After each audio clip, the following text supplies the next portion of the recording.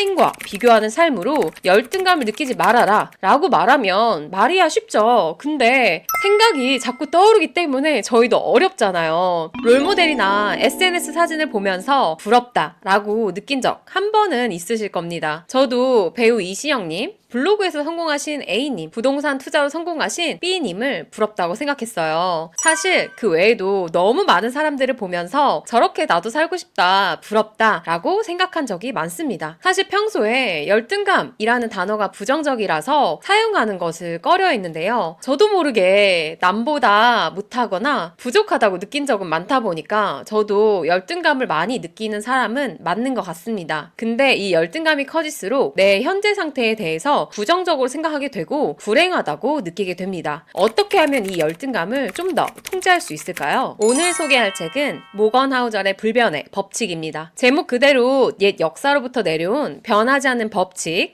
지혜에 대해서 쓴 책입니다. 모건 하우절의 불변의 법칙이라는 책을 보며 나보다 성공하고 앞서 나간 사람들을 100%까지 부러워할 필요가 없겠구나 라는 것을 깨달았습니다. 그리고 열등감을 통제하기 위한 방안에 대해서도 알아볼 수 있었죠. 그래서 오늘은 누군가를 부러워하고 열등감을 느끼는 것을 지혜롭게 통제할 수 있는 방법에 대해서 이야기 나눠보려고 합니다. 실리콘밸리의 핵 인싸이자 현명한 전략가이고 투자자로 알려져 있는 나발 라비칸트는 이렇게 얘기했습니다. 어느 날 나는 내가 부러워하는 인물들을 떠올리며 그들 삶의 좋은 부분만 골라서는 안 된다 라는 사실을 깨달았다. 이 사람의 몸매만, 저 사람의 재력만, 또는 이 사람의 성격만 갖고 싶어 해서는 안 된다. 그 사람 전체를 받아들여야 한다. 당신은 부러운 누군가의 행동, 욕망, 가족, 행복, 인생관까지 빠짐없이 포함해서 그 사람이 되고 싶은가? 그의 24시간 그대로 살 의향이 있는가? 그의 인생, 그리고 정체성과 당신의 모든 것을 통째로 바꿀 의향이 있는가? 그렇지 않다면 그를 부러워하는 것은 의미가 없다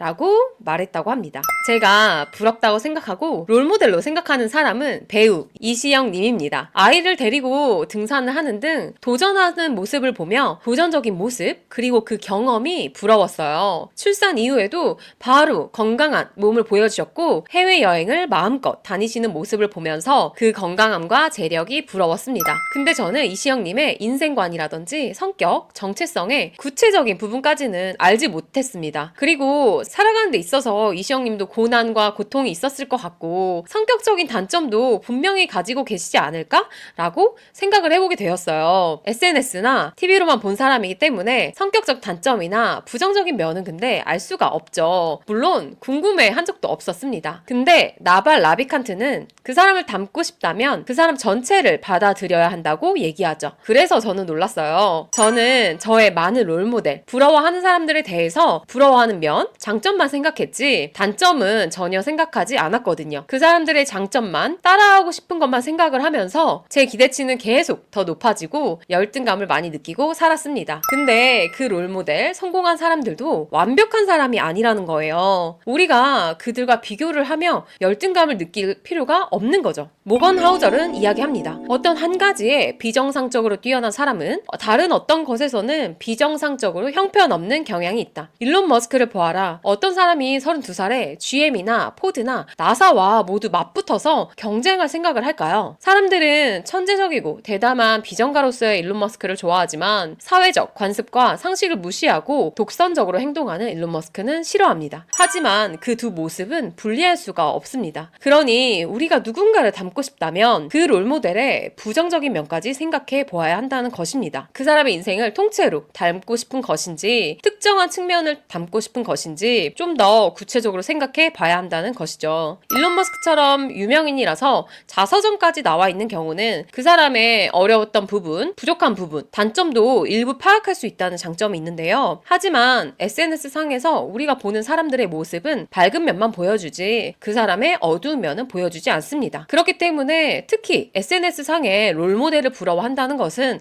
반쪽짜리 롤모델이 될 수 있고 부러워하는 것 자체가 의미가 없다는 것입니다. 그리고 조던 피터스 교수는 내면의 비평가로부터 귀를 닫아라 라고 말하기도 했었습니다. 하지만 여기서 또 중요한 것이 있어요. 누군가를 부러워하고 성공한 사람을 닮고 싶고 열등감을 느끼는 것을 성장 동력으로 삼을 수 있다는 거예요. 타인과 비교하는 삶으로 열등감을 느끼지 말아라 라고 말하면 말이야 쉽죠. 근데 생각이 자꾸 떠오르기 때문에 저희도 어렵잖아요. 그래서 약간의 열등감을 느끼면서 긍정적인 성장의 동력으로 삼는 것은 좋다고 생각을 합니다. 근데 열등감을 느끼는 것이 너무 과해서 그렇죠. 지인이 SNS를 통해서 자신보다 경제적으로 부유한 친구들을 사귄 경우를 보았어요. 근데 부유한 친구들을 사귀면서 그 친구들의 삶과 자신을 비교하는 모습을 보았습니다. 부유한 친구들의 남편과 자신의 남편을 비교하면서 자신의 남편이 부족하다는 생각을 하기도 했고요. 지인 자신도 계속 그 친구들하고 비교하면서 열등감을 느끼고 괴로워하는 모습을 많이 보였습니다. 그래서 그렇게 힘들면 그 친구들과 거리를 두는 것이 어떻냐라고 저는 조언하기도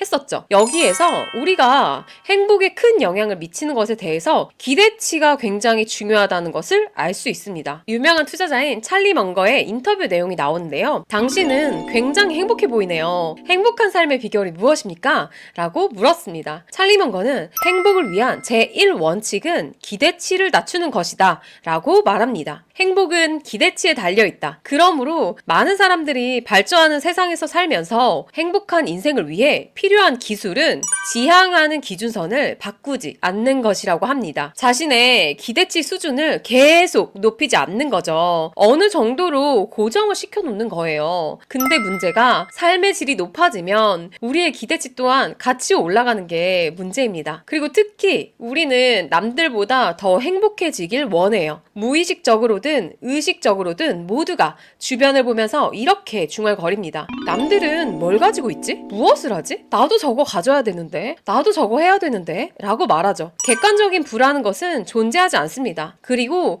모든 것은 상대적이고 많은 사람들이 자신의 주변 사람들과 비교합니다. 1950년대 미국인의 삶은 만족도가 굉장히 높았다고 합니다. 그 당시에 미국 전시노동위원회에서 모든 임금을 정했는데요. 평등한 임금 체계를 지향했었습니다. 개인과 주변 사람들 대다수의 차이가 그다지 크지 않았던 시기입니다. 하지만 요즘은 다들 이렇죠. SNS에서 자기 자신의 삶의 좋은 면은 더 좋게 꾸미고 나쁜 면은 꽁꽁 숨깁니다. 소통하기보다는 서로를 위해 공연한다고 지적하는 사람들도 있습니다. 남들과 비교하는 것은 모든 인간이 피할 수 없는 특징이에요. 그렇기 때문에 행복하고 싶다면 기대치를 관리하는 일이 얼마나 중요한지 알 수 있습니다. 사람들은 더 나은 삶, 더 잘 살기 위해서 굉장히 많은 노력을 합니다. 근데 기대치를 관리하는 데에는 그만큼의 노력을 기울이지 않아요. 결국 강조하고 싶은 것은 부와 행복은 두 가지 요소가 필요합니다. 그 두 가지 요소는 당신이 현재 가지고 있는 것과 그리고 하나는 앞으로 기대하는 것입니다. 여기서 우리는 현재 우리가 가지고 있는 것에는 굉장히 신경을 많이 쓰는데요. 우리가 기대하는 것, 기대치에도 똑같이 관심을 많이 써야 된다는 것을 꼭 잊지 않으셨으면 좋겠습니다. 특히 우리가 훨씬 쉽게 통제할 수 있는 것은 현실이 아니라 기대치이기 때문에 더 신경을 많이 써야 합니다. 여러분은 평소에 기대치 조정을 하기 위해서 노력하고 있던 것이 있었나요? 저도 어떤 노력을 하고 있었나 라고 생각을 해보았는데요. 저 같은 경우 가장 쉬운 방법으로는 첫 번째, 자연을 보는 것입니다. 자연 속에서 살아있는 것만으로도 이 땅을 밟고 있고 공기를 느끼고 아름다움을 감상하는 것만으로도 감사함을 느끼면서 잠시 동안 삶의 기대치를 낮추고는 했습니다. 근데 그 낮아진 기대치를 유지하는 기간은 짧다는 한계가 있었습니다. 두 번째는 다양한 사람들을 만나면서 삶의 다양한 면을 바라보는 것입니다. 근데 요즘 친구들을 자주 만나지는 못하거든요. 그래서 대신 철학책을 보면서 내 삶에서 진짜로 소중하게 느끼는 가치인 사랑이라든지 자유, 건강 등에 대해서 생각을 하면서 돈을 내가 얼마나 벌어야지? 와 같은 경제적 자유에 대한 기대치를 조금 내리도록 노력합니다. 아니면 고전 소설을 읽으면서 등장인물들의 고난과 역경을 살펴봅니다. 삶은 꽤 어렵구나 라는 것을 보면서 제 기대치가 높아졌을 때 나 이 정도면 잘 살고 있는 거지 라고 생각을 하면서 기준을 내립니다. 세 번째는요, 매달 그리고 매년 말에 나에게 일어난 멋진 일들을 적어봅니다. 매달 말이 되면 그달에 감사할 부분, 행복했던 일을 기록해 놓습니다. 그리고 현재 내 삶의 만족스러운 부분에 대해서 글로 기록하는 시간을 가집니다. 그리고 매년 말에는 그 지난 한 해 동안 제가 이룬 것을 기록하는 시간을 갖습니다. 기록하면서 무작정 제 기대치를 높이는 것이 아니라 제 기대치를 적정 수준으로 맞추려고 합니다. 오늘 내용을 간단하게 정리해보면 첫 번째는 동경하던 누군가에 대해서 부정적인 면모까지 관심을 가졌느냐입니다. 그리고 그 부분까지 모두 담고 싶다는 생각을 해보았는지입니다. 롤모델의 인생과 내 인생을 모두 통째로 바꿀 정도인가? 라고 생각했을 때 아니다 라는 말이 나오면 굳이 부러워할 필요가 없다는 것입니다. 두 번째는 열등감이라는 감정을 성장 동력으로 잘 사용하고 있는지 아니면 너무 과하게 열등감을 느끼면서 스트레스 받고 있지는 않았는지를 생각해 보셨으면 좋겠습니다. 세 번째는요, 결국 행복을 위해서 내가 현재 가지고 있는 것, 그리고 앞으로 더 잘 살기 위한